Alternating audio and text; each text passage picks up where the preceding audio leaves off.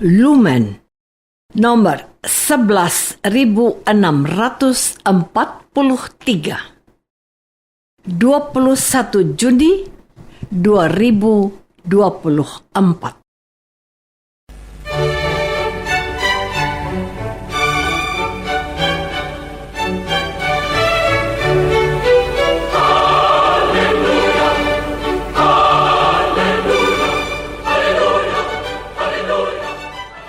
Saudara pendengar di segenap penjuru tanah air, selamat bergabung dengan Lumen Indonesia. Lumen Indonesia, siap melayani Anda setiap hari. Saudara terkasih, marilah kita bersatu dalam Tuhan kita Yesus Kristus yang tidak berubah dahulu, sekarang, dan selama-lamanya.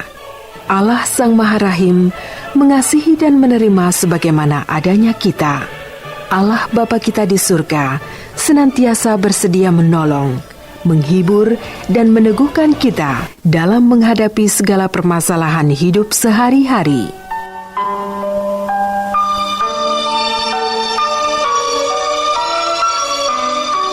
Saudara-saudari, marilah kita mendengarkan renungan dengan judul Mengumpulkan Harta Surga.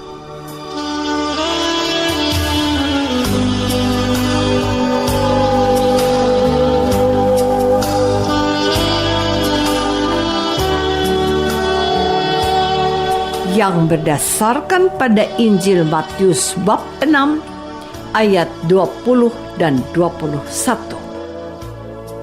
Kata Yesus, "Tetapi kumpulkanlah bagimu harta di surga. Di surga ngengat dan karat tidak merusakkannya, dan pencuri tidak membongkar serta mencurinya. Karena di mana hartamu berada, di situ juga hatimu berada."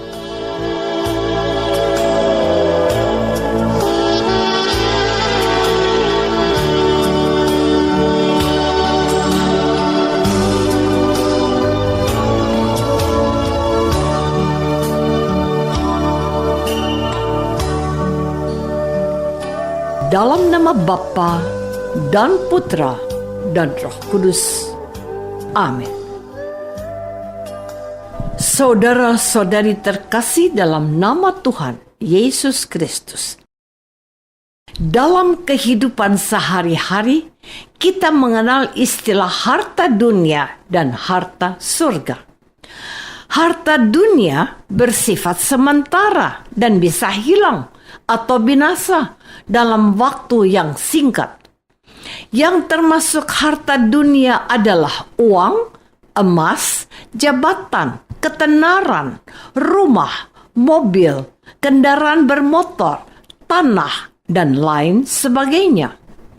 Uang, emas, kendaraan bermotor atau harta benda lainnya yang kita miliki dalam sekejap bisa hilang, rusak, maupun dicuri orang.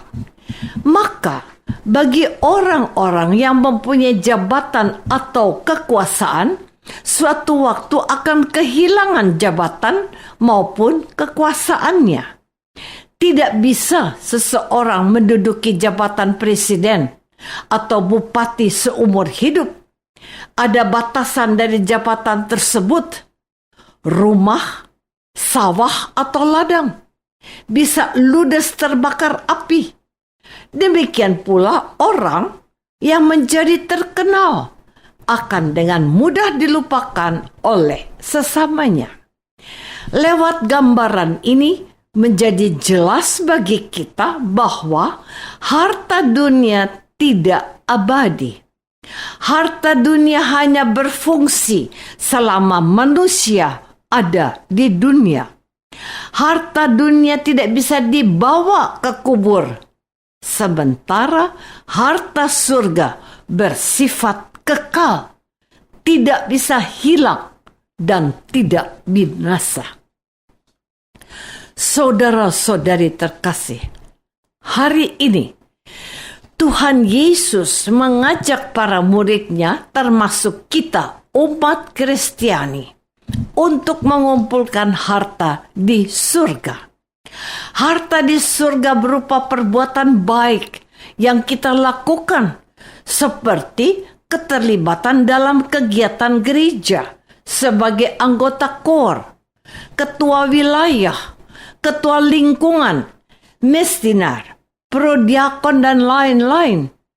Ada juga perbuatan baik yang kita lakukan di luar lingkungan gereja, seperti menjadi relawan bagi orang yang terkena bencana alam dan musibah, mengunjungi penjara, panti asuhan, dan panti jompo. Selain itu, yang juga menjadi harta surga adalah pengorbanan, kejujuran, doa, dan iman. Harta surga inilah yang akan kita bawa sampai kita mati.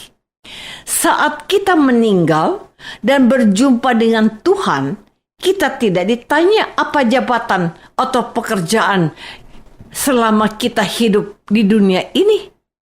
Yang Tuhan Yesus tanyakan adalah perbuatan baik apa yang telah kita lakukan untuk sesama kita. Dan kebaikan atau cinta yang kita berikan kepada orang lain tidak dapat diambil dan dicuri orang. Kebaikan itu akan terus melekat dalam hati orang yang pernah kita bantu. Saudara-saudari terkasih, ada seorang pemuda yang pernah menceritakan pengalamannya. Pemuda ini dan 3 orang temannya pergi ke sebuah kota naik kereta api. Di dalam kereta api, pemuda itu melihat beberapa orang yang sangat mencurigakan. Orang-orang itu terus-menerus memperhatikan barang-barang yang dibawa oleh pemuda itu dan teman-temannya. Mereka berpikiran bahwa orang-orang yang mereka curigai adalah komplotan pencuri yang sedang mencari mangsa. Sebab pemuda itu dan teman-temannya membawa 3 laptop, yakni komputer kecil yang bisa dibawa kemana-mana. Harga 1 laptop sekitar 4 juta rupiah. 3 laptop berarti 12 juta rupiah. Dan karena takut, pemuda itu dan teman-temannya memutuskan untuk tidak tidur selama perjalanan. Pada waktu sampai tempat tujuan, salah seorang pemuda itu teringat akan sabda Yesus yang mengatakan, "Di mana hartamu berada, di situ ada juga hatimu berada." Sebab sangat nyata bahwa malam itu mereka tidak tidur supaya laptop yang mereka bawa tidak hilang atau dicuri orang lain. Sepanjang malam, mata hati dan pikiran para pemuda itu senantiasa tertuju kepada tas berisi laptop. Saudara-saudari terkasih, kekhawatiran umat manusia saat ini lebih banyak dipengaruhi oleh kebutuhan akan harta dunia. Orang berusaha dengan berbagai cara agar dapat memiliki banyak uang.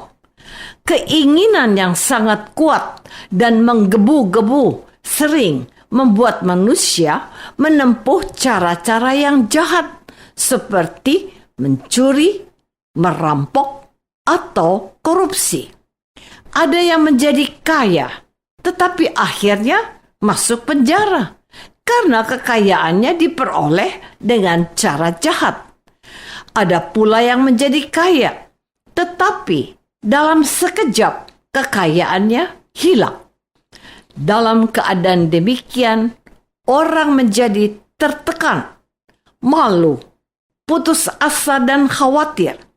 Di sisi lain, sedikit manusia berusaha memperoleh harta surga, sedikit sekali orang-orang yang berusaha dengan berbagai cara untuk memperoleh harta surga.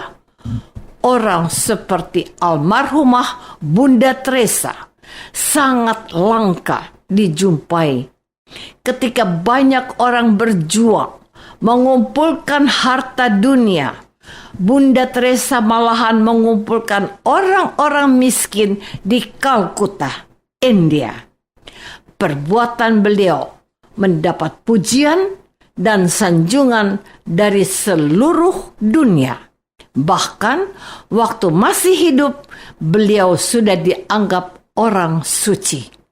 Beliau telah mengumpulkan harta surgawi yang membawa kepada hidup kekal.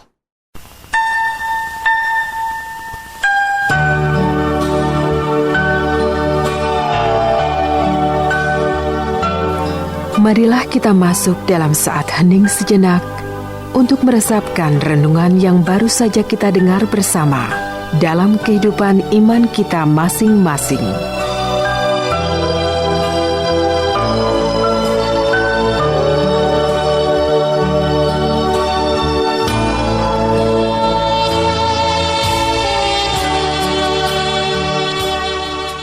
Apakah selama ini kita mencari dan mengumpulkan harta surga yang abadi, atau mengumpulkan harta dunia yang cuma bersifat sementara? Marilah kita berdoa. Tuhan Yesus Kristus, Engkau mengajarkan kami untuk berusaha mengumpulkan harta surga yang tidak dapat binasa, sementara kami sering terikat dan terpaku pada harta duniawi. Maka bimbinglah kami supaya menyadari bahwa hanya harta surga yang dapat menghantar kami masuk surga. Doa ini kami persembahkan dalam nama Yesus, Tuhan dan pengantara kami. Amin. Semoga kita semua selalu dinaungi dan dibimbing oleh berkat Allah yang Maha Kuasa. Dalam nama Bapa dan Putra dan Roh Kudus. Amin.